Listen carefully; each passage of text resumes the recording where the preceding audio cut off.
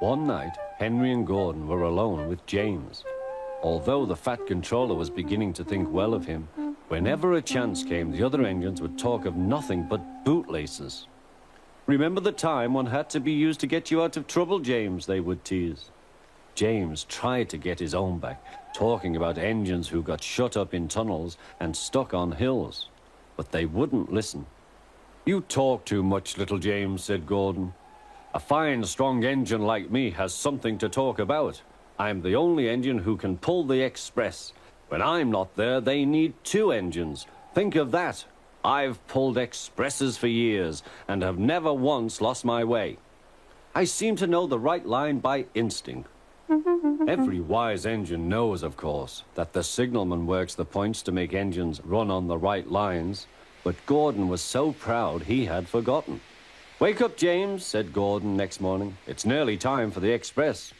"What are you doing? Odd jobs?" "Oh, well, we all have to begin somewhere, don't we? Run along now and get my coaches. Don't be late." James went to get Gordon's coaches. They were all shining with lovely new paint. He was careful not to bump them, and they followed him smoothly into the station, singing happily, "We're going away, we're going away." "I wish I was going with you," said James. "I should love to pull the express and go flying along the line." Gordon, with much noise and blowing of steam, got ready to back onto the train.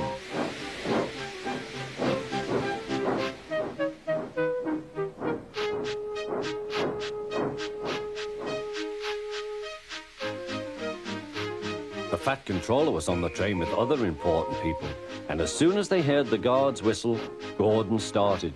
Look at me now," he puffed, and the coaches glided after him. "Poop, poop, poop, poop, poop. Goodbye, little James. See you tomorrow." James watched the train disappear and then went back to work. He pushed some trucks into their proper sidings and went to fetch the coaches for another train. James had just brought the coaches to the platform when he heard a mournful noise. There was Gordon trying to sidle into the station without being noticed. "Hello, Gordon. Is it tomorrow?" asked James. Gordon didn't answer. He just let off steam feebly. "Did you lose your way, Gordon?" said James. "No, it was lost for me. I was switched off the main line onto the loop. I had to go all round and back again." "Perhaps it was instinct," said James.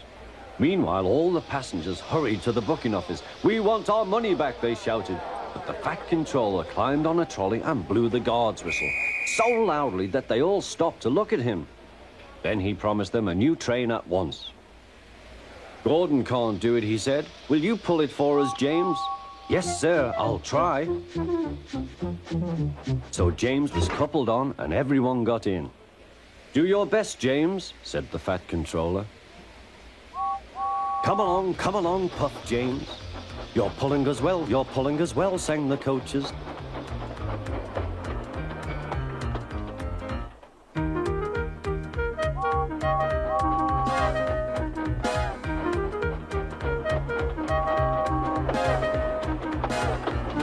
Bridges and stations flashed by, the passengers cheered, and they soon reached the station.